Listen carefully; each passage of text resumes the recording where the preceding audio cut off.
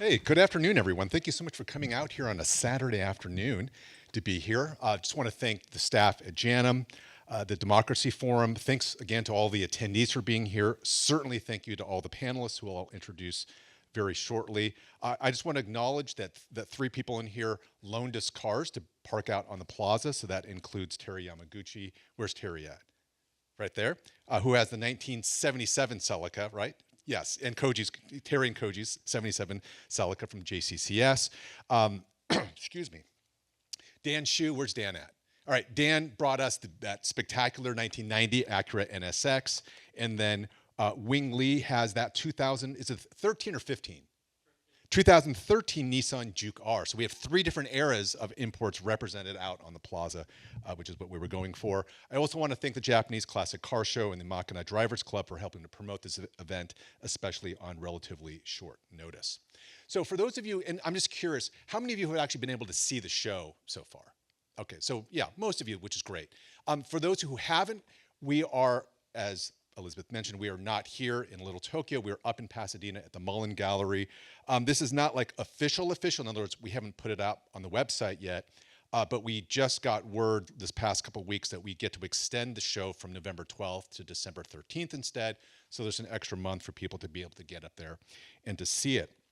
So for those of you who have not yet seen the show and may not be that familiar with what Cruising J-Town is about, the show, the exhibition, and the book are inspired by the 100+ year relationship and history between the Japanese American community here in Los Angeles, now onto its sixth generation, and the world of cars and trucks. And so some of you who have talked with me in the past, you know that part of what got me interested in working on this project, and this has been 9 years in running so far, has a lot to do with how I grew up in the San Gabriel Valley in the 1980s as a teenager. And even though I wasn't deeply part of it, the import car scene was all around me at the time.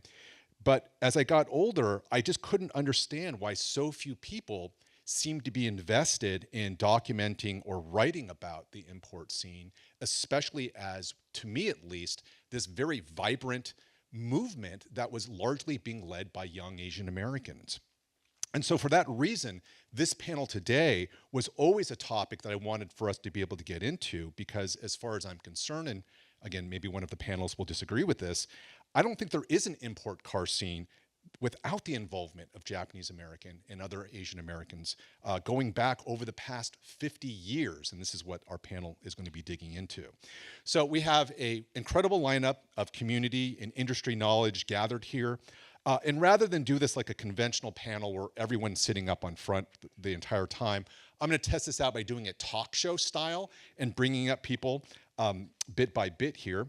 And then at the end, we'll gather all 6 panelists for any questions that people might have from the audience.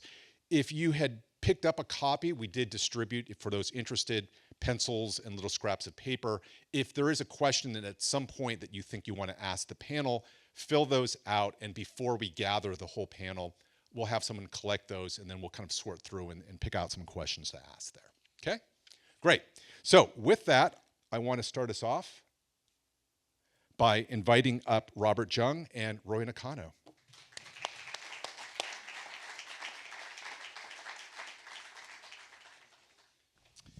All right, let me start with Robert. Born and raised in LA, Robert Jung was one of the founding members and vice president of the Westside Racing Association, which, best to our knowledge, was the largest Nikkei racing club of the 1970s. Robert has worked in the automotive repair and development trade for 50 years, 35 of which were spent in the dyno room at Edelbrock Corporation, which some of you here I'm sure are familiar with. Robert is currently working on the development of a Ford Sprint car engine with Shaver Racing engines. Robert, thank you so much for joining us here today. Glad to be here. So the Westside Racing Association, it started in the Crenshaw district in the mid-70s. I think most of the original members were students primarily out of LA High. Correct. And I just want to talk about this logo for a second, because the thing that I noticed in talking to an older generation of people in JA car clubs, we're talking about clubs from the 50s or 60s, is that they were not always explicit through their name or through their iconography with being Japanese American, But the first time I saw this, I'm like, okay, this very, very clearly puts forward like Japan and America. Obviously, the Westside Racing Association wasn't just Japanese Americans, because you're in it and you were one of the founders and you're Chinese American like myself. I'm just curious, when the club started though, did it see itself as being primarily a JA racing club? Most of the members were Japanese, and it wasn't only Japanese. Right. So, like me. So, but the design of this, we gave it a lot of thought. We wanted to have the American side of it, and because most of the members were Japanese, we included the Japanese war side. Yeah. And then we had the taking it to the streets from a popular song. Right, from Chicago, right? Right. Yeah, yeah. So, especially when the WRA first was founded in the mid-'70s, what were most of you driving or racing back then in terms of what kind of cars were when they were in the association? Most of them were V8, Chevrolet, Camaros.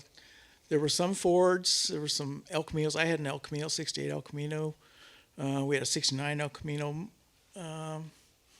Just mostly Chevrolets. And then as it evolved, more and more of the import cars started joining the club. Yeah, so that was my very next question. So how and when did imports from Japan begin to work their way into the scene, or at least into the Westside Racers? Like, what kind of cars were people bringing into the fold then? The cars I remember were probably a 510 Datsun, some Silicas, RX-3 Mazda. We had a couple of Volkswagens. So, yeah, slowly the import car scene it became part of it. And I'm just wondering, and were these also cars that you started seeing not just within your club, but also just out in the streets at the local drag strips, like Terminal Island, Lions, etc. I mean, Lions was closed by that point, but were you seeing these out in the street scene as well? Most of the guys were just street guys. Okay. They weren't serious drag racers at that time. And as these imports were coming in, what do you recall as being some of the attitudes that the larger street racing community had towards them? Because, again, up until that point, and your own club is sort of evidence of that, most people would have been driving or racing, American muscle cars. So what was it like as you began to see the 510s and the Mazdas and all these other cars coming into the fold? How were they being received? Oh, they were fine. Most of them are friends. And, like, my personal goals were to make sure everybody's cars ran good. It wasn't necessarily to build my own car or anything. Right. But what we had, I wanted to be sure that everybody had their stuff running right. Right. So as a group, we would gather up and make sure, weeks before any cruise night or whatever, that everybody, if they had a problem, we'd try to fix it. So accepting those cars was easy, really. Mm-hmm. We were probably not necessarily close friends, but at least associated and the same kind of goal in mind. So, was there any kind of skepticism or pushback that you saw in the larger street racing community as the imports began to become increasingly, part of that scene? Yeah, there was some. I mean, obviously at the time the V8s were definitely faster. It took a while for the four cylinders to, get there. It probably took turbochargers and nitrous to really make them equal. Yeah. Which we had a few of those cars too. Yeah, and we have a few people in here who are part of that part of the scene as well, in that history. Great. All right, I want to turn now to Roy, raised in Gardena. Yep. Roy is the founder. Is this a shout out for Gardena? How come the Crenshaw got no love then? Like, give it up for the Crenshaw too. There we go. St. Anna in the house. All right. So, Roy grew up in Gardena. He is the founder and editor of the car news site lacar.com, and through that has covered topics including the Vincent Chin murder by Detroit auto workers back in the early 80s. More recently, he's written very generous stories about the Cruising J-Town exhibit and book. And as I just learned the other day, and this is his own phrasing, in a prior life. So in a prior life, Roy, and this completely blew my mind, Roy was one of the 3 founding members of the National Coalition for Redress and Reparations, which anyone who knows about JANM's history and knows the history of this community, I mean, I don't want to overstate this, but the fact that we're in this very building is a product of the work that NCRR and many other community organizations did in the 1980s in terms of redress and reparations. So Thank you for for that part of your career. So Roy, oh, go ahead. You were about to say something. Yeah, did you say three? There's more than. Oh, three I'm sorry. founders. I just meant the three people up here. Yeah, sorry. But still, I was just amazed. It's like you co-founded NCR. All right, good to know. So Roy, back in 2010, and this was for LA Car, you wrote this article, which was all about, as you describe here, the search for the first Datsun 510 tuner. Robert mentioned the 510, and this story led you back to someone that you might have known, growing up in Gardena, which is Doug Endo, who's pictured here. Here's a kind of close-in photo of Doug and his 510. Unfortunately, Doug passed away in 2023, but you had a chance to talk with him, interview him, and profile him.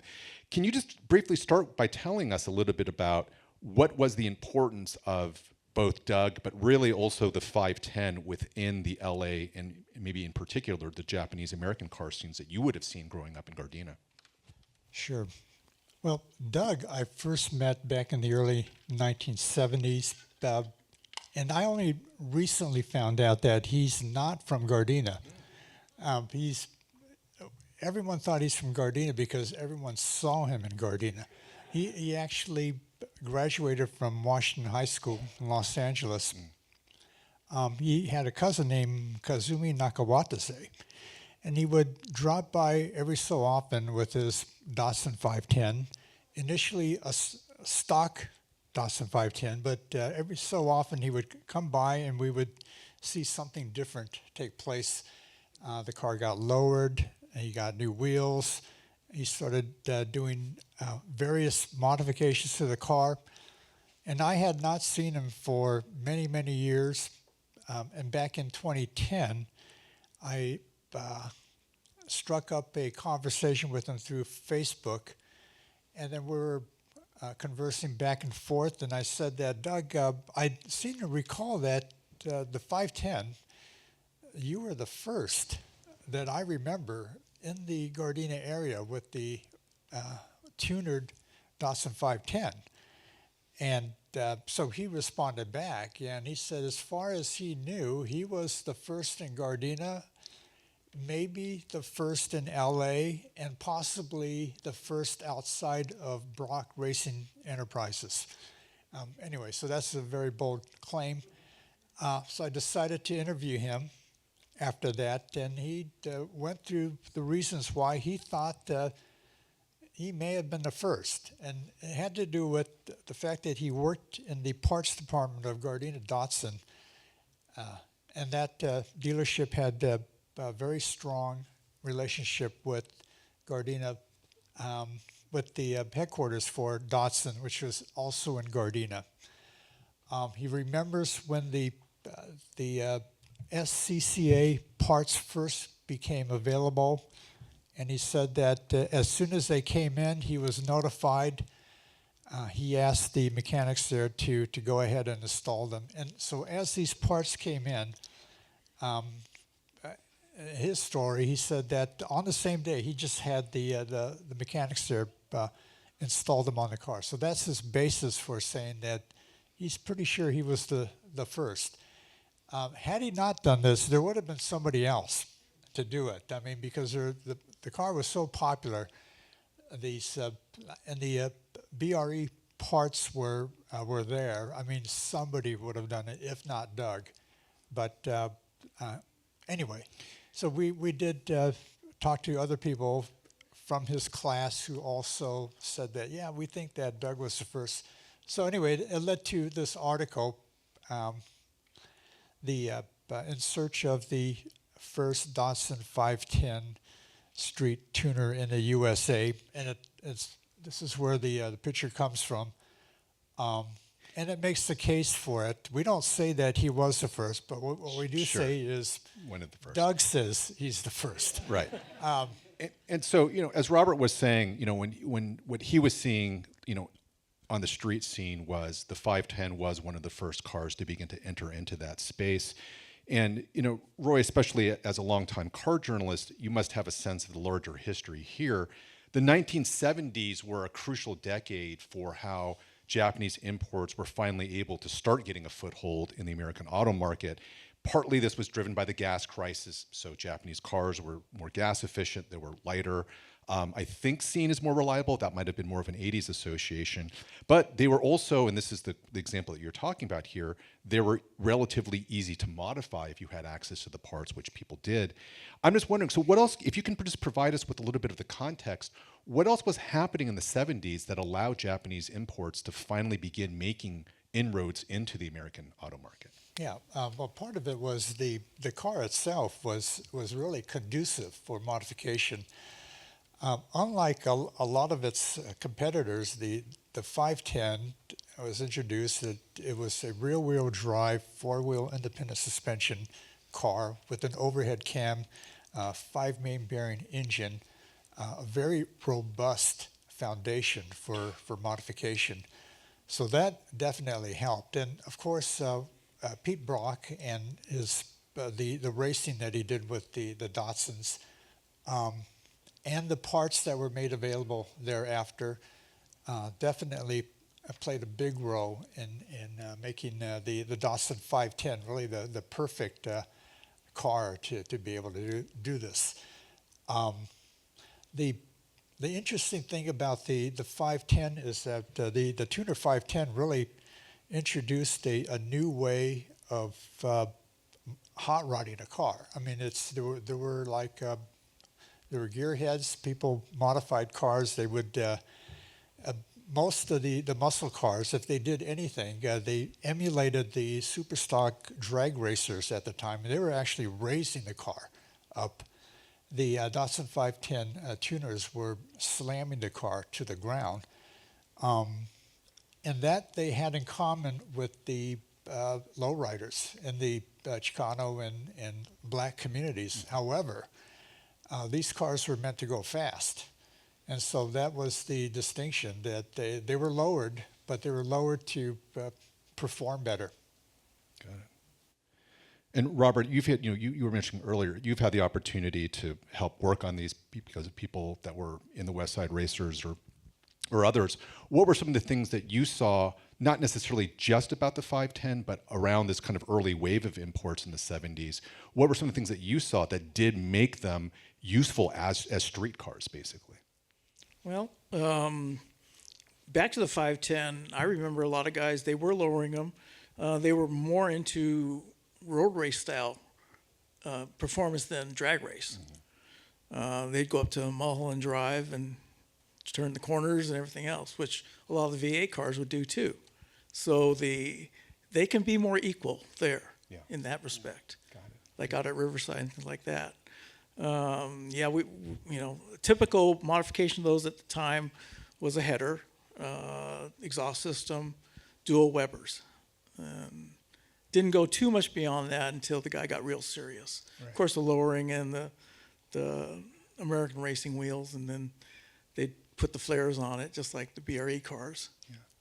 For either of you or both of you, and this will be the last question we'll bring on the next set of guests here, but especially back in the 70s, from what your recollection was it primarily JA and other Asian American drivers who were the ones that were the first to begin kind of adopting and using these cars out in the street? Not exclusively, but at least primarily. I would say so, sure. Just from their background, everything else, and a lot of the, brand loyalty, maybe, of the parents owning Datsuns and whatnot. It's kind of a car thing. Yeah, I do remember listening to the car show on KPFK, the late Len Frank commenting that you ought to see what these people in Gardena are doing with their Datsun 510s, which to me was a reference to the Japanese-American community there. Yeah, great. Right. Big hand for Roy and Robert. Thank you. And you can leave the mics. All right. Next up, we have the next generation, Tim Mochizuki, Tod Kaneko. Please come on up.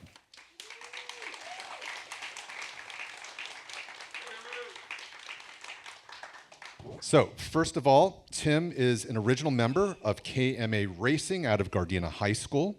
He spent 4 years with Toyota Racing Development and 30 plus years at Toyota USA headquarters, including time as the product planner for the Mark IV Supra, the second generation MR2, and the sixth generation Celica.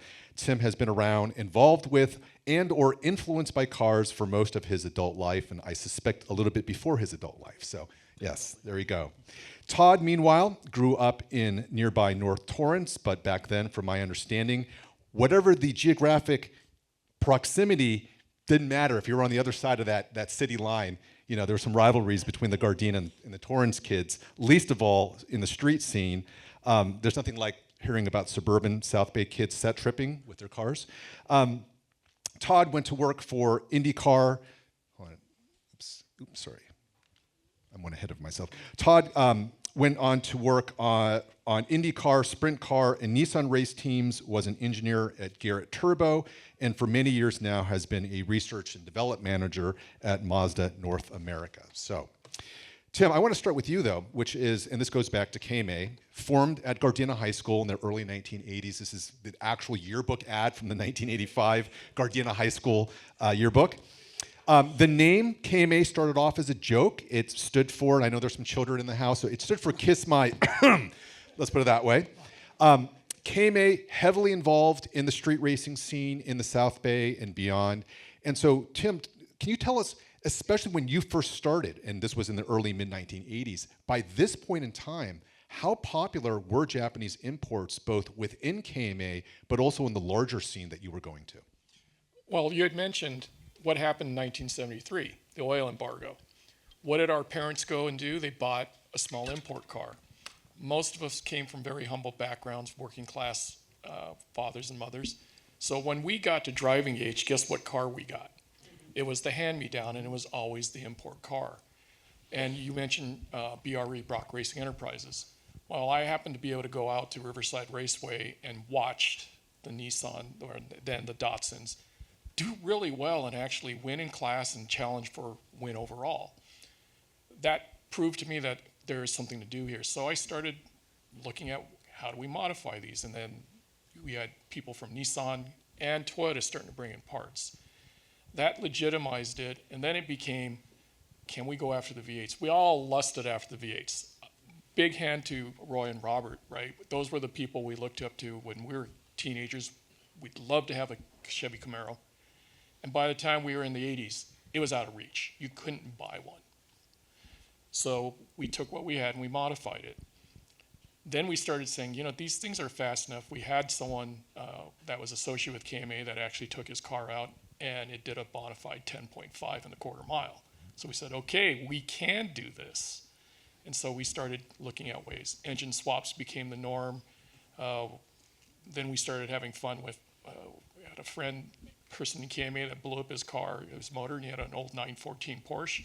We stuck a 13B rotary into it.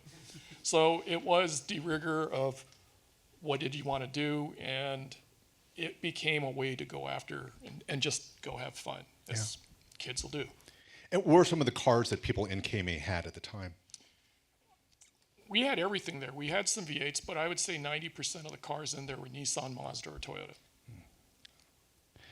Now, Tod, you didn't belong to a club at the time, but you were just in and around the same scene as folks in KMA, Shoreline Racing, I mean, that whole scene out there. So from your observation, what were you seeing both in your Torrance neighborhood, but also just out in the wider street scene that you were spending time in? Yeah, so back then I think it was kind of segmented. We had people from Gardena, Torrance, West LA, East Side, Monterey Park. So kind of hung out with those guys, but I really loved the technical aspect. So I was actually helping a lot of people in these different areas just build their cars. Right. So that was kind of where my interest lied at that time. Yeah. And you know, you spent time, as I mentioned a moment ago, you spent time working for Garrett Turbo. You know, Robert was mentioning that one of the things that helped these smaller cars with smaller engines and four-cylinder engines start to compete with the V8s was thanks to like basically add-on turbocharging. Can you just talk a little bit about the importance of basically aftermarket turbocharging to kind of level the playing field that we're talking about here? Right. So again, the big V8s were kind of the pinnacle at that time, but they didn't realize how good a small four-cylinder engine or a rotary engine could perform. So a lot of that development at that time was, at least available performance-wise, was turbocharging. and also nitrous oxide.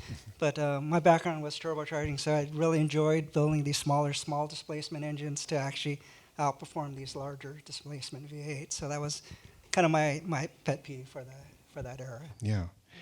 And for either of you, Tim, you were saying how the way in which a lot of people like yourself or others in the club ended up with these cars is because it wasn't necessarily your first choice, but they were what was available. They were hand-me-downs because they came from your parents, older siblings, or relatives. I do wonder, though, and this question's for either you, the two of you, was it important to the people that you rolled with, especially specifically other JA or Asian American racers, to be driving cars from Japan as Japanese Americans? Was there an identity component to it, is really what I'm asking. I'd say yes, because it was something that we're proud of. It was a Japanese car. And to what Tod is saying, we took our best delight was to go out, find some of the V8s, and just blow them off the map. And we did that quite often. There was, if anybody here in the audience remembers, there was a gathering place out on the east side of LA called Camelot. And we knew that there would be a lot of pretty stock V8s out there. And let's just say there several weekends we went out there and took a lot of money. Tod? Yeah, likewise, when I was young, I couldn't afford the Datsun 510. That was my pet peeve of choice, but it was too expensive for me then. So I actually started off building a Pinto of all things. Okay, hold on. You're actually ahead of me. So these are the two cars that Tod's best known for. The 510 is actually sitting in our gallery, so he loaned us his 73 510, and he also has a gorgeous 72 240. But to your point, Tod, this was the first car that you worked on, which is the Pinto, right? So please continue. All right, so short story. So I was very fortunate when I was young. I think I was 14 years old. I started working for a guy named Joe Hunt. He ran a Magneto racing ignition system business in Torrance, but he also had an IndyCar team and a sprint car team. So I kind of got lucky and grew up and learned from these legendary people. And I think Robert Jung actually works for him right now, right? Ronnie Shaver. So kind of got groomed from them. But again, I couldn't afford the 510, so I ended up getting a Pinto. The Pinto chassis was terrible, but the engine had a lot of goodness to it. So I first learned building a turbocharged and nitrous-powered Pinto at that time. And for that era, it was pretty quick. But I think that's where I first started off. If I can add, everybody knew Tod's car. And we all knew that is the one car you didn't mess with because it was fast. And Tod, are you wearing, is that a Hillcrest Engineering t-shirt in this photo? That is correct. Is that the same Hillcrest Engineering connected with Derek Ege's old racing Yes, team? so yeah, Bob Yakushi and Nelson Mark were the guys behind Hillcrest. And Yeah. they were basically a factory Nissan operation back then. Got it. So I did a lot of work with them back Yeah, then. it's a small world small in that respect.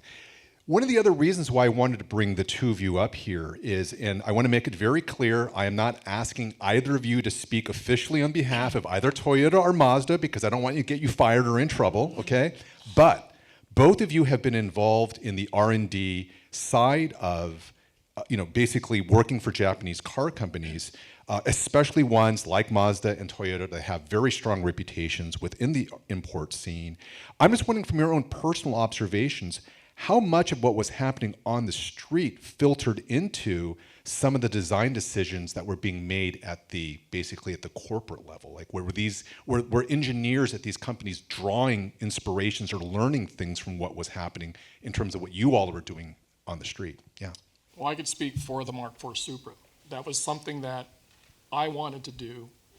As the product planner, I had to go to management and say, this is something we want to build. And at the time, the Supra was becoming heavy. It was slow. It was considered more of a luxury car. I teamed up with the chief engineer. We both looked back at one of the very first Toyota sports cars, which was the Sports 2000. So if you think about the long hood line I have on the Mark IV Supra and some of what we did there, it was an homage to that 2000 GT. That engineer also looked at me and said, I want to make this a real good performance car. So we teamed up things like the wing on the Mark IV. Uses hollow balls to reduce weight. We're looking for pounds to take off the car. The floor mats use hollow fibers. You know how much carpeting is inside of a car. it's like 14 pounds of weight was removed from the car by doing that.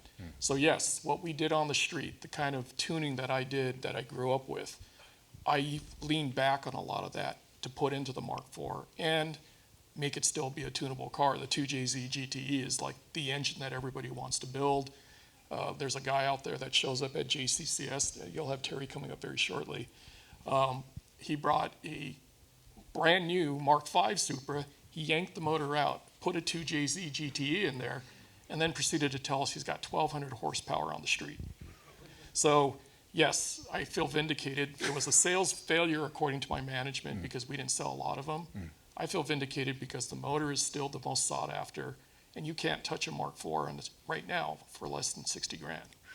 So I feel good about that. But yes, all of what I did growing up was the Mark IV Super for me was the pinnacle of what I wanted to do. Yeah.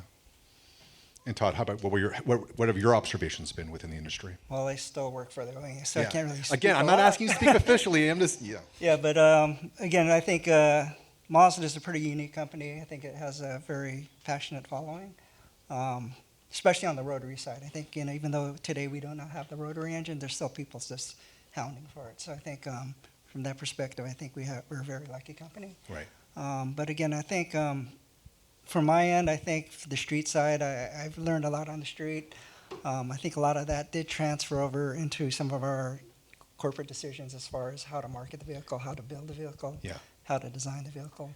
But yeah, I think my presence as a young child watching street races, being involved in racing, I think a lot of those characteristics carried over to our future designs.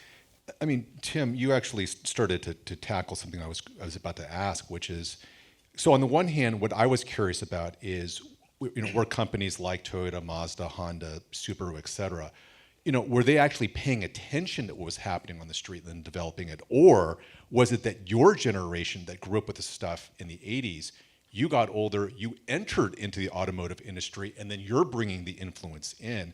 Like, do they have any real sense of were they paying attention to what was happening, you know, in the Noggle scene, in the East Side, up in the Valley? Like, was that part of the research side of their R&D that you saw? I would say yes, absolutely. So we go back to the 77 Celica that Terry beautifully has one outstored. Koji and Terry have beautifully restored one out there. That was the most sales Toyota ever did on a Celica. It was 70% male buying it, young male. We're talking 20s to mid-20s. As the Celica aged, it jokingly became and was referred to as the secretary's car. It became high female, high college educated. My management was saying, what can we do to the sports car line to bring back a younger male buyer? So yes, the influence of what was done on the street started showing back up in some of the cars that are out there now, at least from a Toyota side. And I can say Mazda has always been a great company as far as producing a vehicle that people wanted. If you go back to the first RX-7 or even back to the RX-3, it was a car young males wanted to buy. Yeah. All right. Last question I have for the two of you, and this is very similar to what I asked Roy and Robert, is for either of you or both of you, what role do you feel like, especially for your generation of people who came of age in the 1980s, right? What role did Japanese and other Asian American drivers play, from your perception, in helping to legitimize and popularize imports within the larger Southern California car scene? That's a good question. Popularize, I think, growing up, I think the cultural tie to a Japanese make, being Japanese American, I think played a big part in my influence in this market, and also working for Mazda as well. I actually love the Japanese brands. I've done projects with Honda, Toyota as well. So I think just being Japanese American, being a Japanese brand, I think that just culturally brought me toward the brand. Yeah. I'd have to agree, I understand with Todd. There was a lot of pride that we were doing something with a Japanese car, an import car. Yeah. Even today, when you look at some of the cars that show up at Toyota Fest, JCCS, when you talk to the owners of those cars, they're either cars that they lusted after when they're in high school. Some of the guys that are bringing some of these Z's that are out there now are dumping a ton of money into it, but lovingly doing it. But the other side is we influenced our younger brothers, our cousins, And they saw what we did, and it kind of perpetuated that this can be done with a Japanese car. And it just kept propelling that forward. So yeah, I think our working on this helped popularize it. Great. Thank you so much to the both of you.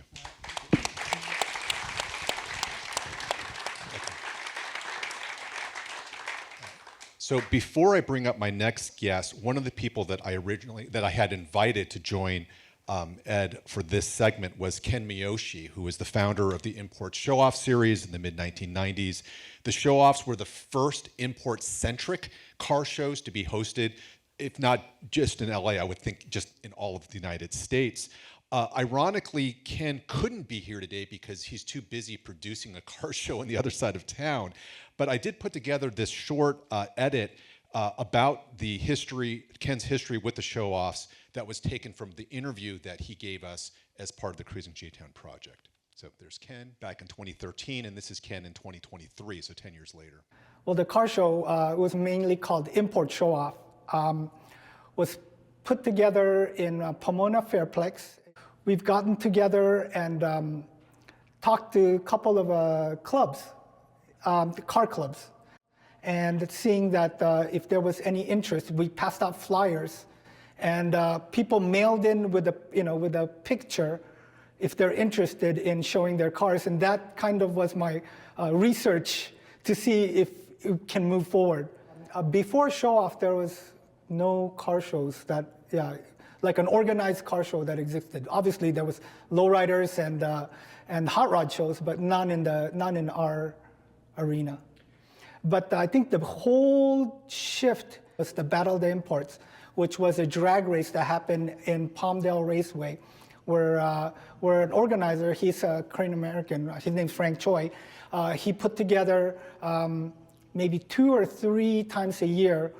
So I think that's where the competition amongst, friendly competitions amongst Asians first started, from Battle of the Imports, which kind of gave me the push to saying, okay, these cars are fast, but they don't look as nice. I like nice looking cars. And I'm doing promoting events, and I know that I could get more people that are not into speed to have more interest at our car shows.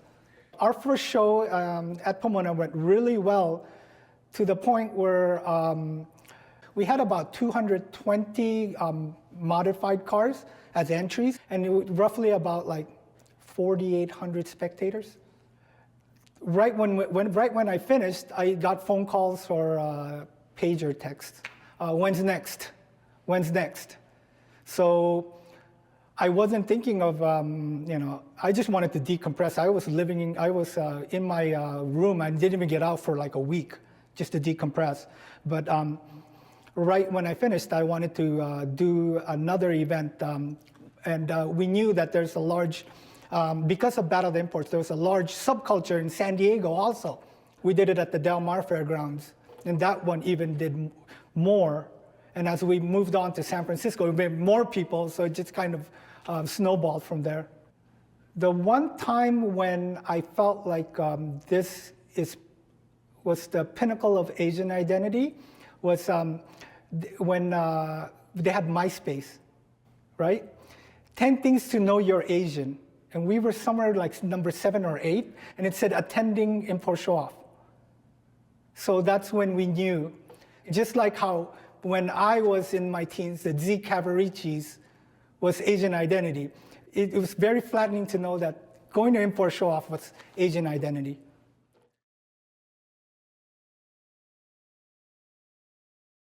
Shout out to all the Z Cavarici and members only jackets, people from the 80s and 90s. All right, next up, I'd like to invite up Ed Lowe. Yes, born in St. Louis, raised in Camarillo. Ed has been a major player in the automotive journalism world for the past 25, going on 30 years, having been an editor-in-chief at Import Racer, Drifting, Sport Compact Car, and MotorTrend. These days, he's the head of editorial at the MotorTrend Group, which means that he oversees brands including MotorTrend, Hot Rod Magazine, and Super Street. Ed, thank you for joining us today. You killed my credibility by putting this picture up Dude. here in an import discussion, but Still, I but you know I what? appreciate it. But it was such a cool looking photo. Like I just had to go with I had a this. shot with Paul Walker I gave you guys. Come on. All right. Let's go. So Ed, you're not JA. You're like myself and like Robert, Chinese American. Shout out to all the Chinese Americans out there. So when we interviewed you for the project, you mentioned how when you were just first starting off in the mid to late '90s, working for these import magazines, you felt like you'd been mentored and inspired by people that you knew within the JA car scene. I remember one of the names that you mentioned to us was Scotty Kanamura, who's sitting out here Right in the there. audience, also from KMA. You've mentioned Tod Kaneko in other interviews in the past. So what exactly is it that you learned from them, and how did it shape your own perception of the car world as you were coming into it? Thank you. I was going to try to work in that I have to give these guys their flowers because I have zero credibility in any of this without them. So thank you for leading with that question. It was a little bit later. I didn't really get in the industry until about 2000. It was 2 years after I graduated from college.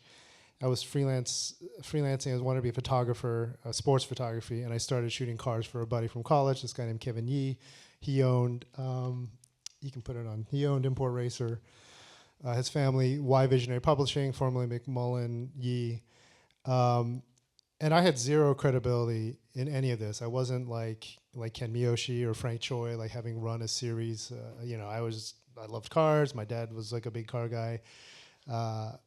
And so it was guys like Scotty, who was the one of the sales guys at Y Visionary, that basically vouched for me. Like when we'd go to SEMA, he'd be like, this guy doesn't know anything, but he's willing to learn, and he takes pictures, and he can write a few words. And then he introduced me to guys like Todd, who also helped school me on everything to do with aftermarket performance. I still have parts. Todd gave me some like turbo parts in Canal, like wheels and stuff that I have sitting on my desk for many years, and made all the connections. And again, did all the vouching for me that was required for me to BS my way into a 20-plus year career in automotive publishing. So we're talking about here about some of the magazines that you've worked on, and sort of similar to Roy, because both of you have been in the automotive journalism world for many, many years. If I can ask for a bit of kind of a broader historical context, you came of age in the 90s as just a young person. By the time you were working in this world professionally, this is now in the early 2000s. So we've covered the 70s, we've covered the 80s. What was happening over the course of the 1990s that helped to propel imports out of the underground and really starting to rocket towards the mainstream? Well, the two previous guests really nailed it. The cars got a lot better. So in the 90s, you started to see some really great performance cars coming out of Japan that were like sort of purpose-built performance vehicles, not just the Supra, but you had the RX-7. You had, Honda was always in the mix a little bit more from the economy side. But the vehicles, it's fun for me now because I've been at MotorTrend for so long. I can look back at some of these shootouts they used to do. And early in the 60s and 70s, it's always Mustang, Camaro. Then the 80s and 90s, you started to see the rise of the Japanese cars, and you would do these big covers of Car and Driver, Road and Track, MotorTrend, where the 300ZX was involved, and maybe it won, and then the Supra was in there too, and then holy moly, when the NSX came out, like this is a mid-engine Japanese sports car that challenges, Ferrari. Like they were building some amazing vehicles that would then become, as they enter the used market, the starting point for the tuners in the 2000s and beyond. I mean, there are still people to this day building up, the Supras, the Mark IV, a lot of the values have gone, so they're untouchable. But there was that sweet spot that started, I think, in the 80s, but really took off in the 90s with the performance. Yeah. So while Japanese Americans were certainly at the forefront of this movement, especially in the 70s and the 80s, by the 1990s, and this is sort of the era that I remember, is the scene had really gone fully pan-Asian American at that point. So you have Chinese American, Filipino American, Korean Americans out there as well. Ed, from your perspective, whether professionally or personally, what do you think was the appeal of the import scene to all of these different Asian American kids who are out there in these cars? It's a great question, and I can speak to that both personally and professionally. But personally, it was I think you grow up, especially in anywhere in America, as a minority group. I grew up in Camarillo, 60 miles from here, and my high school was predominantly white. I was one of the few Chinese Americans, with a small group that had some other Japanese Americans and Filipino Americans. There's always a sense of othering. Like you're not from the dominant group. I grew up driving, my first car was a Toyota, it's a pickup truck, it was a 4x4. My sister had a Honda Accord. We were very much a Toyota and a Honda family. Drive to school. Other kids hated those Mustang, the 5 liters, and they, well, look at that guy. So when these cars started to be able to perform, and you would see them at like Battle Imports, or you'd see some of these modifications, you immediately gravitate to it in a way that you wouldn't have to a Mustang or to a Camaro or a domestic make. This is what you grew up with. These are the cars that your family passed down to you. You got to take to college. You're driving high school, take to college. So I think that creates, that identity. And it's not, you don't necessarily have to be a Japanese person to appreciate a Japanese car. It's, again, you're getting lumped in. I've been confused with Japanese or Korean like my whole life, right? So you're just part of that group. So then you identify with it because it's the one that's most accessible to you. And then I think the manufacturers then smartly, they're pretty smart people in these car companies in the marketing department. They see this rise, and the one thing that we haven't talked about is that in the same time in the 70s and 80s, you saw kind of a decline in the domestic manufacturers. Ford, GM, they started to really listen to the accountants more than the engineers or the product planners. So the products started to suffer, and this is where Japan Inc., as they called it back then, started to really gain a foothold. So one begot the other, and then in the early 2000s, you could start to see some of the manufacturers from the domestic side come back and start to cater towards this audience in a lot of different ways. But yeah. Yeah, I want to come back to the point that you just made in just a moment. I want to go back to the previous point, because I think this was either from the interview we did with you, or was someone around in the same sphere. There was a comparison that I think it was basically this idea of there being an underdog mentality, right? Is that Asian, and this goes to your point, Asian Americans, we have been historically constantly underestimated and disregarded in larger society in the same way that cars from Japan were once underestimated and disregarded. So as both communities rise, in a sense, the cars rise and the people rise, there is this kind of, I would imagine, a very powerful symbolic synergy that goes between the two. Is you underregard me, you underregard my car, well, let me show you what my car can do, which is a way of saying, let me show you what I can do. Yeah, 100% agree, and I think it's probably best embodied in a brand or in a vehicle, with Honda, in the Civic and in the Integra. Like, these were not performance cars from the outset. These were economy cars, and there was a trim level or a model that was maybe catered more towards the performance enthusiast, but it was the fact that they were super well built. They were built to be reliable. The engineers put a lot of headroom in the powertrain, so you could do things like put nitrous in them or turbocharge them. That made them like such great performance vehicles. And then to the again, you're in the in group. You know that. The out group, who's driving a Camaro or a Mustang, doesn't know that, so you can go blow their doors off at a street race on a Friday night. So I think that's sort of the mythology which kind of informed the culture. Yeah. The last question I had for you for now, and again, you've already started to touch on this, is how were the car companies themselves responding to what was happening at things like, again, Battle of the Imports, the show-offs, what was being profiled in the magazines? How was the larger industry learning from this and then putting this into their future car designs? Well, I'll answer that in two ways. And one, I want to go back and I can say a couple of things that Tod can't, because I was kind of working in that space and covering the industry as Tod was developed. Tod, not just Tod, folks at Mazda were developing, I think, vehicles based on his learnings or just what was going on in the scene. And that's the advent of like Mazda Speed and the Mazda Speed MX-5 and the Mazda Speed 3 and there was Mazda Speed 6. And these were, again, production vehicles that a small arm at Mazda, North American R&D, say, let's put some turbocharge on it and see what happens, see if we can sell them. And they were very cool. They were very interesting vehicles. And that's, I think, unique to Mazda because it's a small company and you can have people that could be so influential. But it was going on throughout the industry. While they were talking, I was looking up, like, when did Scion launch again? Scion launched in 2003 as a reaction to this youth movement. I looked up when NHRA did its first, was basically trying to challenge the drag racing scene that Frank Choi has built. So they had their own Sport Compact National Series. That was 2005. And one of the main title sponsors of that series was Chevrolet and the Cobalt SS, which was like the high performance version of this Chevy sedan that was a Civic. It was getting its pants beaten off by the Honda Civic. So again, the car manufacturers, they were wise to it. They tried to market to it and also product plan around it. Some better than others. There's a whole, we can talk for ages about where the small car scene went, but that was kind of the height of it, was in that early 2000s. Great. All right. Thank you so much, Ed. Appreciate it. Absolutely.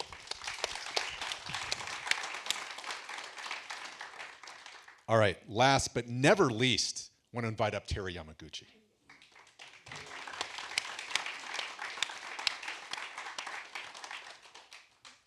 I feel like of anyone here, probably people know Terry the most because her and Koji are just so well connected within this community. But Terry, along with her husband Koji, co-founded the Japanese Classic Car Show, the largest showcase of its kind, focused on pre-1995 Japanese cars in the US, recognized by the LA Times and New York Times and backed by Toyota, Mazda, Nissan, and Honda.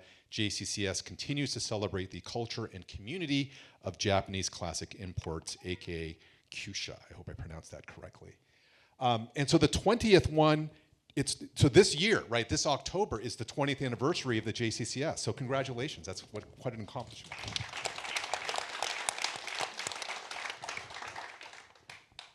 I wanted to start with this, is when you and Koji first came to the United States over 20 years ago, I mean, the two of you already had a background in the car scenes in Japan. I'm just very curious, when you started to meet Japanese Americans from Los Angeles who were part of, all of the different street scenes that we're talking about, what did you think about them and how are they similar or different from the car enthusiasts that you knew back in Japan? Well, actually, so they're all senpai to us, and we got to know each other, so many of the Kyushu owners, as they were participants to the show. And because Koji started as a Celica guy in Japan, he was not a car show organizer in Japan. And so I'm sure he wasn't really in the car clubs or activities back then. So there's no comparison to us, between what we do or senpai did, like Mr. Ken Miyoshi and all that. So we just naturally became friends and starting, collaborate in all the car meets, car clubs, all that. So yeah, no comparison. And so where did the idea for the show first come from? Yes. So okay, look at the paper. No problem. Yeah. So Koji Yamaguchi, my husband / co-organizer over there. So he got his 1977 Celica in 1989 when he was 19 years old when he got the driving license. So that's the car he brought, very much the same car here from Japan, actually. So he started his hobby, passion for the Kyusha started. He got RX-7, Corolla T37, Levin, all that. And so in 90s, we came to California. So he started going to a junkyard. We went to car shows, and we started taking pictures. Regardless, we just loved the cars. Not only Kyusha, but a VW, American Vintage, and all that. And so because we had all the pictures, I put together on the website. Back then, it's called Katie's Nest.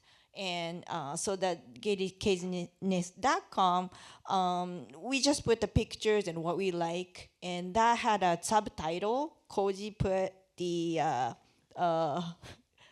encyclopedia, like a Japanese, the classic car encyclopedia.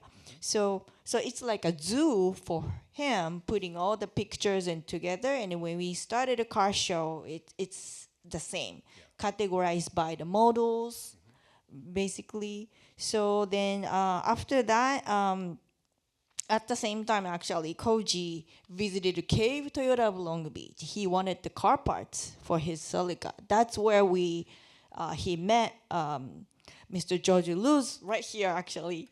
He was known as a Celica god. So through him, we joined the car club called Torque, Toyota Owners and Restorers Club, aka Torque. So that's where we met Tim, and the Roy-san came to feature the car show and all that, because the Torque had all Toyota Fest car show at the Queen Mary.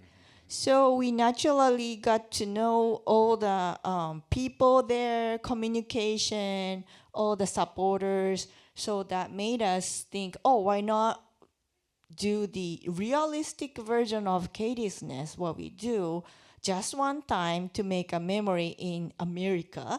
So that's how we got JCCS.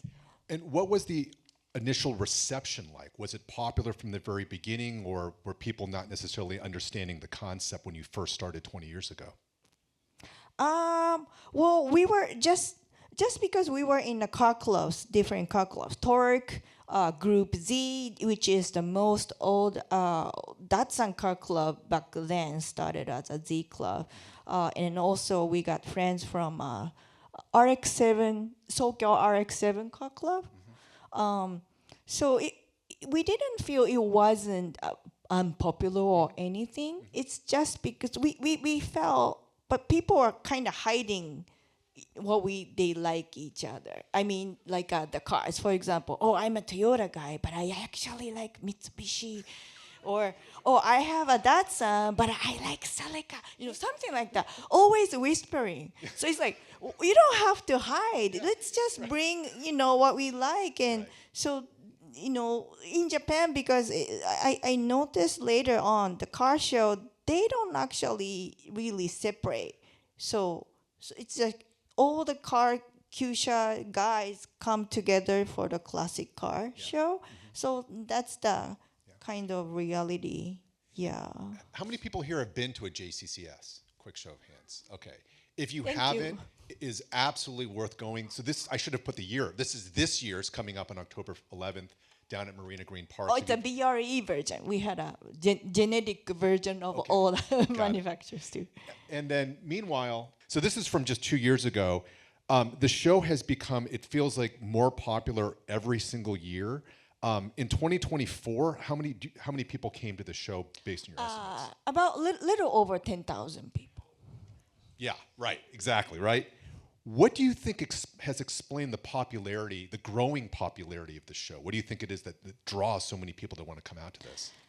I think because, of course, when we started 20 years ago, the baby were 0 years old. And now, 20 years old, 17 years old, for example, my son is 17, he started driving. So they have their legacy looking at their dads and uncles, getting into this hobby, and they have an opportunity to actually see their work at the JCCS. They want to be cool, and and then also the older generation between like 50s, 60s, so that their kids are already grown up. They have time, they have money, I would think, and they want to be, young again. I don't know how to say, but they are able to spend more time to build their dream car, which is, getting really hard to get the older bodies and older cars, but they're able to find. So those guys, Shoreline Racing people, almost everybody here. Yeah, so that's the, I think, a natural cause of more people get interested in rebuilding Kyusha. Yeah. I think. And I know when you and Koji first came here, you could go to junkyards, you could find a lot of these older cars that people had zero interest in it. The market for these now keeps going more and more expensive every year. Does that feel gratifying to you to see something that people used to discard, now they treasure? I believe so. I believe so because of the media exposure, and also we closely work with super street people, and so as much as media pay attention to those, people realize, oh, what I had is not just Econobox car; it's collectible car becoming. And like you mentioned earlier, fortunately the JCCS and us was featured at the newspaper. That's when people opened their eyes, actually. Oh, hey, it's not regular driving car. I could turn my daily drive to the cool, show car. And so Mr. Jay Leno, actually, he has all the collections of Mazda and Honda, and I think he has those too. And so he officially joined the JCCS, not just because jump in, hey, I'm coming. He officially scheduled to be at the show. It was 2006 or 7. I'm actually asking Tod. He's one of our judge group in team 2. So he showed off his Mazda Cosmo Sports, and of course, media says, "Oh wow, Jay Leno has Japanese cars," and so the newspaper was really a big idea of realizing people. Great. So, Thank you, Terry. So again, this JCS this year is coming up on October 11th. If you can go to JapaneseClassicCarshow.com to get more information. Just know it's going to be a lot of people, so get there early if you can. So Terry, I want you to stay where you are. Meanwhile, I want to invite all of our panelists to come back up here. If people, and thank you again to Terry. All right, so with that, I hate to have to do this for the group, but I kind of feel like we can't talk about the legacies of the import car scene if we don't bring up The Fast and the Furious, a film that was very clearly inspired by the import car scene that we're talking about, even though the only Asian American representation in the film was the villain, played by Rick Yoon. Well, no, there was a guy, R.J. De Vera. Okay, fine, one extra person, yes. Right. I'm just curious to ask, and this can be for anyone on the panel, in either your personal professional opinions, number one, what did the film do for the import scene, if anything? And number two, how annoyed were you at how it misrepresented that scene? So I'll throw this to whoever wants to tackle this. One thing it really did was popularize nitrous oxide. Nice. It just made it go crazy. I mean, look, professionally, it was huge for me. I came in like right just before the first movie. In fact, one of the first covers I worked on at Import Racer was this movie, and we put it on the cover because, I don't know, we just thought, hey, this is a big deal. From Universal gave us some really cool slides. This was shot on slide film back then. Right. And we had no idea that it would blow up to become this multi-million-dollar, whatever, 10, how many, 10, 11? 10 and counting, yes. 10 and counting movie series. And I do think it did influence the culture afterwards, definitely, in terms of, the marketing. And I give it a lot of credit for doing a lot of things in the entertainment industry. Like, it's a global franchise. It popularized, like, moving a movie to different countries and making a multi-ethnic cast. And then it's pretty funny to see some of these cars that they would pull in when it went to Europe or went to Cuba. But I'm already a fraud up here. I don't want to talk to what it meant to these guys in terms of, legitimizing or the credibility within the industry. I'm going to give the mic to Tod, though. So I think, from a car perspective, I thought that was a great execution. Maybe technically not so good, but at least the first one. But it eventually got better through some support from the industry. Yeah. I think of it Yeah. purely entertainment. Okay. Yes. Yeah, purely entertainment. It when people ask, "Oh, what Supra did you plan?" and I say the one that was in the Fast and the Furious. But what irritates me about it is there's a scene where he's got the engine completely torn apart. None of the parts in that scene are from that motor. You weren't the technical advisor on that one, huh? Oh no. Yeah, I mean, he's not here, but shout out to Toshi Hayama, who was the technical advisor on Tokyo Drift, a third film directed by Justin Lin, who, of course, did most of the Fast and Furious films. I think they started to get it a little bit more right. But, I mean, part of the question I have, though, is, again, for a movie that, like I said, very clearly inspired by the import movement, and yet, where the hell are all the Asian Americans in this film? Like, you know, I mean, I understand this is how Hollywood works. I'm not naive about this, but I'm just wondering for the folks who went to go see it, where you're like, what the hell? Well, so, you know, I did mention our pal RJ. So for a lot of folks know RJ De Vera. He was in the first movie. We joke about how he had that, you know, had a couple of scenes, iconic scenes.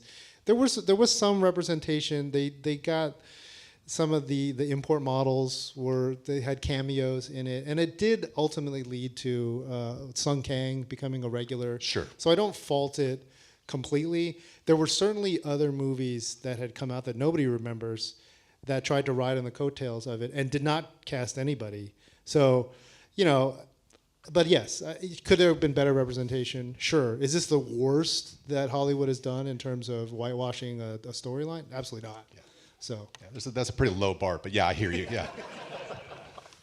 So on Tokyo Drift, at least they did show Nadine Sachiko shoes, hands and feet, as I believe she was one of the stunt drivers in that. So you didn't see her, but you did see her hands and feet. Right, right. And they had Devon Aoki in the second film. So again, they sprinkled it in, but you know, no one is going to watch that thing thinking, well, hopefully no one's thinking it's a documentary, because clearly it wasn't. You know. and the director was Asian American, Justin Lin. For Right, by the time you get the third by one. the time you right, get the third one, Right, exactly. not for the first one.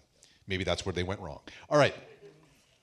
In June of 2023, Barb Hernandez published this story for MotorTrend, and Ed, as for all I know, you greenlit the story. And what really stood out to me was this tagline: "The '90s tuner scene might be the most significant automotive movement ever." And I'm wondering, for the people on this panel, do you agree with this statement? And if so, why? Todd, you got something to say here. Yeah, I think 1990s was kind of the pinnacle of this whole import movement. And you had all the magazines, the movies, the car shows, motorsports, especially in the factory level, definitely took off then. So I think we got it pretty good, pretty close. So maybe I'll be the dissenting vote here, because I've seen online where there's been debates that there was no import car scene before the 90s and that Honda made it, and I'm sitting there thinking, no, right? But yeah, as far as what Todd's saying, yeah, in the 90s, it became a regular article. It became a regular reporting thing. Prior to that, it wasn't. So was that the pinnacle? Maybe. But I'd like to think that there were other things that were being done before then in the 70s and 80s that really set all of that in motion. Yeah, absolutely. And Ed, did you greenlight the story? Sure. I mean, if you like it, yes, I did. And look, I'll say to add on, just that it again, it's the 90s, not just tuner culture, but you have to just look at what the Japanese car manufacturers were doing, not just with the product, but across all of the automotive space, including the motorsports space. So like a lot of what was going on that's reflected in this subculture. There were, there was Formula, there were Japanese manufacturers in WRC, in Formula One, like in all aspects, the top levels, and it was a sort of a global and automotive industry phenomenon in terms of Japan Inc. invading the space. Yeah. So last question I have for the entire panel, and then we'll turn it over to the audience. And Liam, do you have the cards? Oh, they're right here. Sorry. Thank you. Where is the import scene now in 2025? Are we past peak import? And regardless, what do you think how is this scene going to look like for the next generation? And Tim, why don't we start down there and let's go down the line. So I am a retiree from Toyota. And I've had more people tell me Toyota has effectively become an American car company, and it's not a good thing. I don't know if we've gone beyond the peak. I know that there's some products that are going to still be coming out that will still emphasize that. I see what's going on in Japan. The fact that Nissan brought the Skyline here speaks words to that. There is a whole culture around that that's still there. I think we're still at a time when we'll still see more of the best to come. I can't say it's a peak, but I think some of the influence of what I was there and at a grassroots level you could influence and have a car built, I think is gone, and it's just become more of a corporate environment. Roy? Yeah. I think the future of the import car scene and the future of Japanese-American car culture is really embodied by the Japanese Classic Car Show. I think that's what's happening today, and it's just going to keep growing. It's not the only show. This year we had the Gardena Valley Japanese Cultural Institute put on a car show for the first time. Along the same lines, focusing on the Japanese-American heritage, I think we're going to see more of that, and I think it's really the car shows and the cars themselves that will just continue on.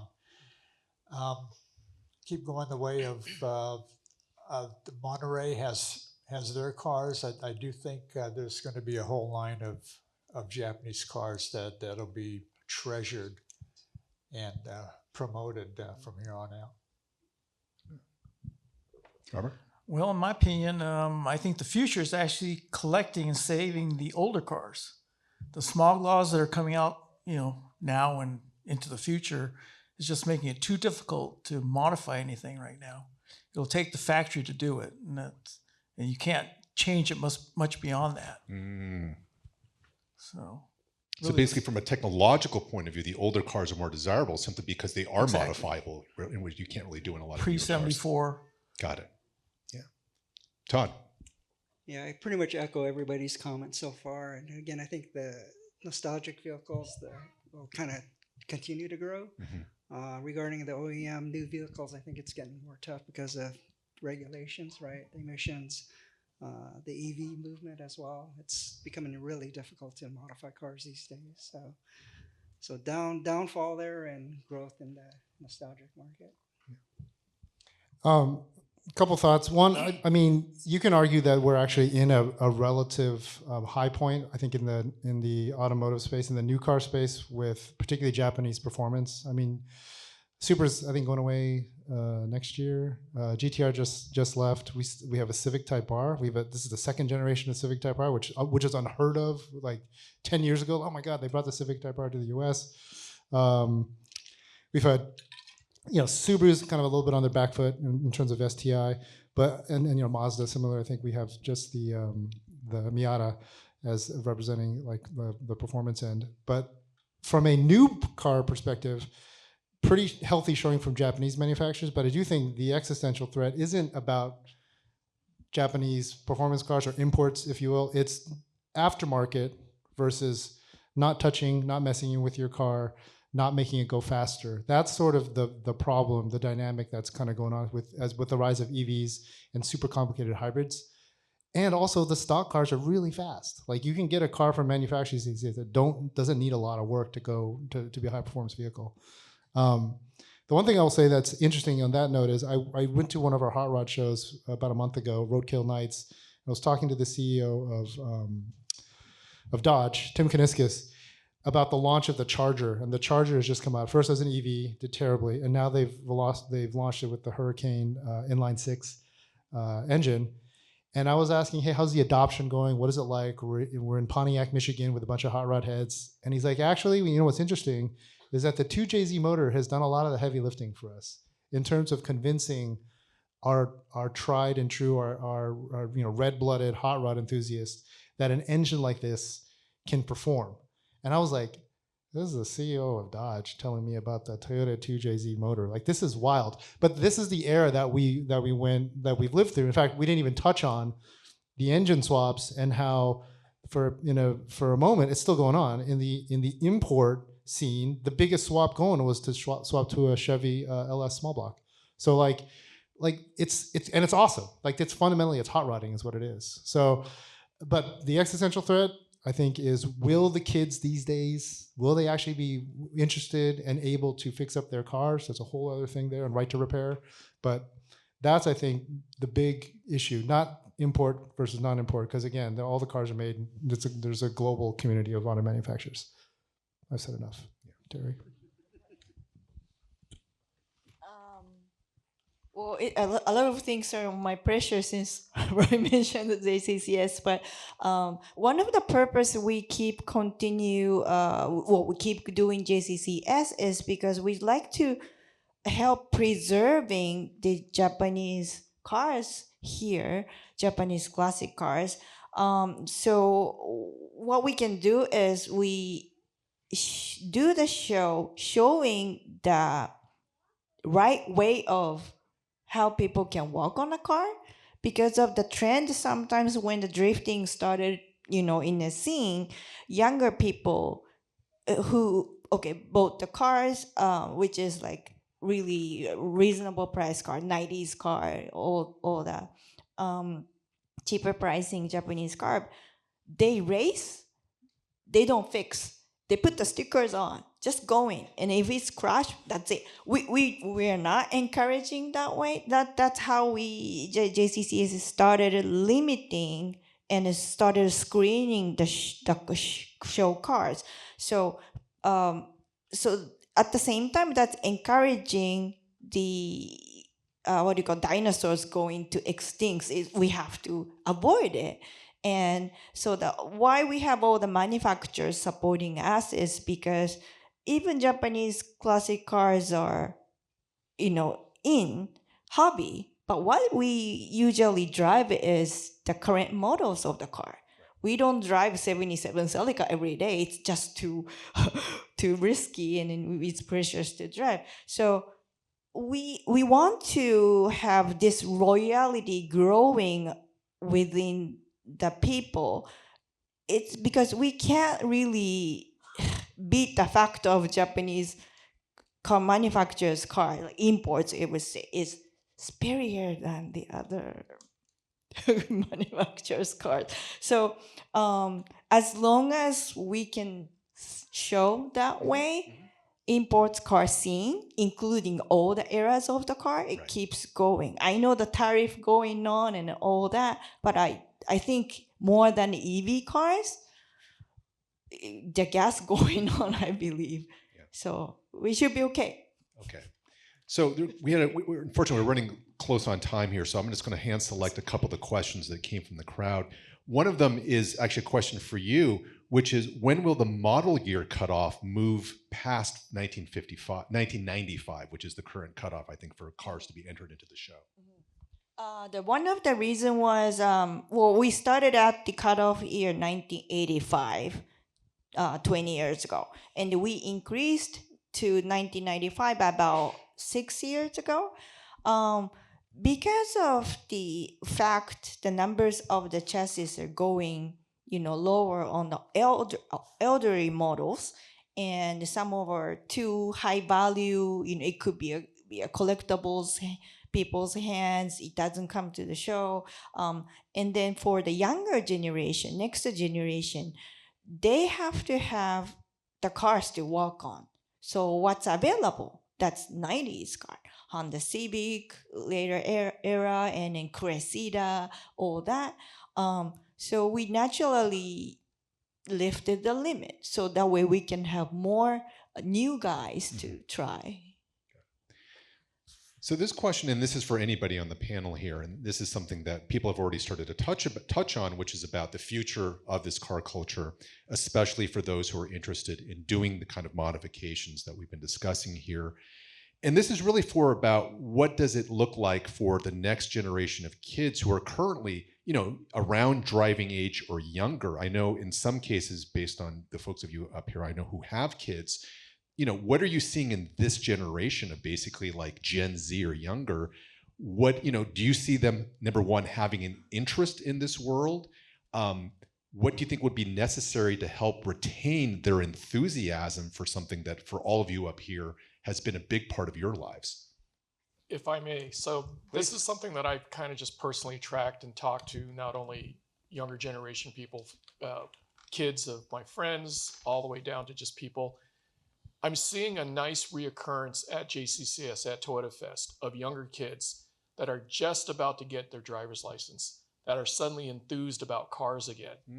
However, when you talk to their older siblings, they're in their mid-20s now, their idea of a car is 4 doors, put it in drive, put gas in it, goes. I don't care what it is. There's this gap. And when I was leaving Toyota, that gap was starting. And that's why it was, how do you attract a younger buyer that doesn't care about a car? It's just a commodity. I'm seeing this rebirth with the younger generation. Think about when we were in high school. We all had an aspirational car we wanted to get that said we made it. It was that NSX sitting out there. Yeah, definitely. And when you ask certain kids that are in their mid-20s now, early 30s, do you have an aspirational car? They don't.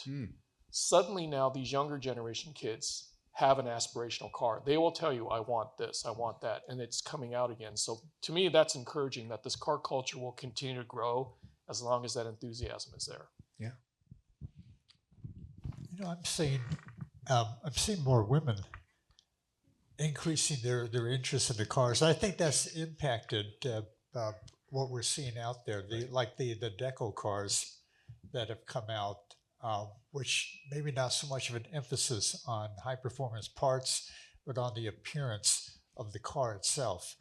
Going over to the Cruise in J-Town exhibit and seeing the magenta colored Nissan 240 SX that Nadine has over there. Definitely, I think there's room for a lot of growth, and maybe not so much emphasis on the men as much. There could be, in fact, more women getting involved.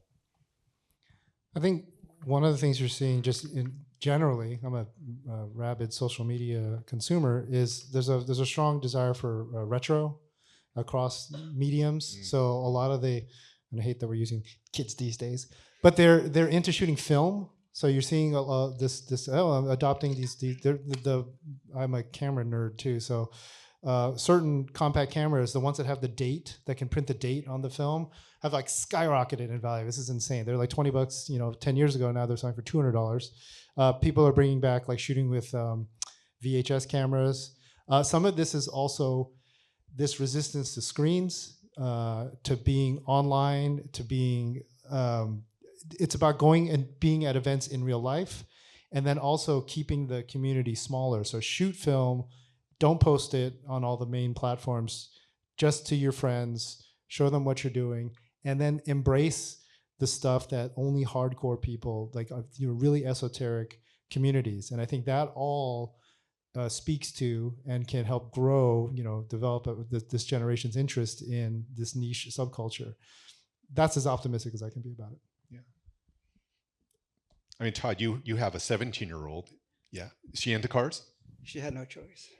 Yeah, so when she was young, 5 years old, she'd help me work on the car and stuff, change tools, eventually start working on cars, and eventually teaching her Scoutmaster how to change tires on a car. So I think, from the perspective of next generation, I think there are a few out there that still will embrace the future. Yeah, that's great. Anyone else want to add here? Yeah. Well, I've watched the decline of kids working in their garage or in the garage over the years, and you can drive through the neighborhoods in the 70s and 80s, and all over the place there was people working on them. Nowadays, maybe one or two in the neighborhood. That's about it. So I hope that they will start working on them again. Yeah. I know it's more difficult, way more difficult, but getting your hands dirty is pretty important.